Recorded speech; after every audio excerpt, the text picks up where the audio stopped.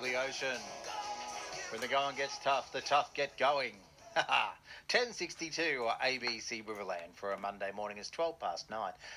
Imagine having a disease so rare that you are only one of 14 in Australia with that condition. Kaitie Francis is a 13-year-old from Loxton, and she has a form of mucopolysaccharidosis, also known as MPS, which I think is what we'll call it from now on, which can affect bones, sight, hearing, heart, and breathing. She was diagnosed at the age of 2 and has undergone dozens of surgeries, including a bone marrow transplant as well. Her story inspired a children's book titled Kaitie the Courageous, and more recently she was photographed as part of the campaign titled Rare Beauty for International MPS Day. Huzenroeder caught up with the Loxton teenager and her mum after school one afternoon.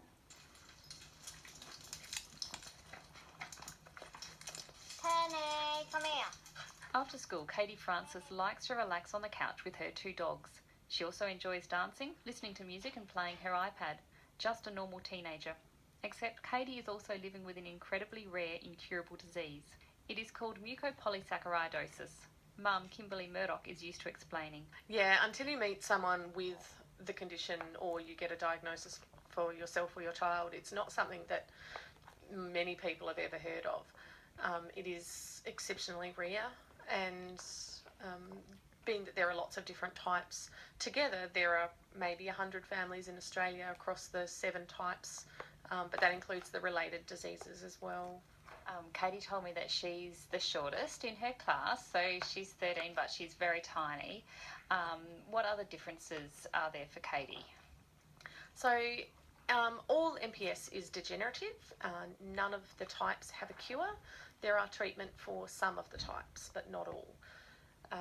Kaitie's type affects both brain and the physical growth and physical development of the child. It is degenerative. All of the MPSs are degenerative, and some, the ones without treatment, are 100% terminal. And we are watching our friends' children pass very slowly. It's it's hard.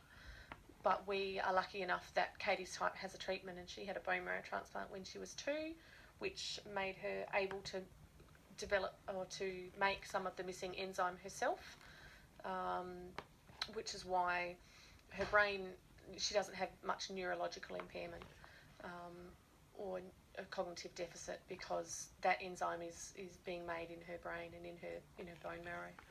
So, look, I imagine it's very difficult, but can you describe for somebody who knows nothing about MPS, and obviously there are different types, you've explained that, but what's happening with Kaitie? So, as Kaitie mentioned, she has 19 different specialists, and that goes from physios right the way through to neurologists, and we are in Adelaide at hospital about once a month.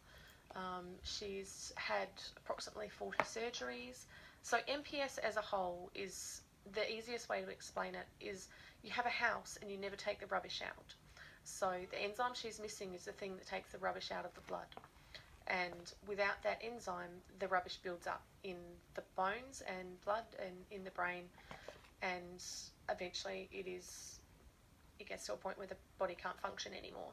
So with the treatment, she is doing brilliantly, and we're exceedingly lucky, but it's still a degenerative, incurable condition, and she still has significant challenges with lots of little things. The spinal surgery she had recently has helped her enormously. She was in a huge amount of pain every day before the spinal surgery, because the deformities in her spine were actually compressing on her spinal cord. And so instead of like a 9mm spinal cord, she had less than 3mm left. But that's just part of the degenerative process, and they fix things as issues arise, and they will continue to do that. That's as good as it gets for us. And I still feel incredibly lucky for that. When did you realise that she had this very rare condition? Just before she turned 2, I took her to the child health nurse here, and she sort of indicated that maybe we should look into some things. You know, she had this funky little walk, and She had a little lump on her back, just very small. And so we went to the doctor, and the doctor sent us a referral for a paediatrician, and we saw a paediatrician within 10 days. So they were obviously really rushing things that I didn't realise at the time. And the paediatrician took one look at her and said, "Have you heard of mucopolysaccharidosis?" And I sort of looked at him and went, "No." And Because who has? because who has, exactly. And he said, "Don't Google it." And so back then on my dial-up internet, I went and Googled it and was completely devastated by what I read. The next few weeks we did so many trips to Adelaide for testing, and then to narrow down. Well, first we found out that yes, she does have a type of MPS. Then they had to do a tissue sample to define which one she had, and then how bad that type was, so which determines the course of treatment. But a diagnosis of MPS, particularly Kaitie's type, is really time sensitive, because the sooner they can have the transplant, the better their prognosis. Without that bone marrow transplant then, things wouldn't be looking so good now. She wouldn't be here now. At 13, she wouldn't be here now. No. It would have been a very long, slow decline until her body just shut down for good. Kaitie has undergone dozens of surgeries, but she's one of the lucky ones in many ways. More research is desperately needed to ensure there are treatments for other forms of MPS. There is a couple types that are still, or a few types that still have no treatment. MPS 3, of which there are 4 subtypes, has no treatment at the moment. There are some clinical trials going on, both in America and Australia, but it's still a clinical trial. It's not approved treatment yet. And there's a woman by the name of Megan Donnell and her husband, whose children both have MPS 3, and they set up the San Filippo Children's Foundation to drive a research campaign, basically. And they've done amazing things, as do the MPS Society of Australia, of which I'm involved with, because these kids deserve a shot at life. They deserve to not be in pain and to just have the best lives they can. But without the funding and without the research, that's not possible. We are just really lucky that when Kaitie was diagnosed, this treatment had already been developed for the type she has. We wish everyone was that lucky. MPS, mucopolysaccharidosis.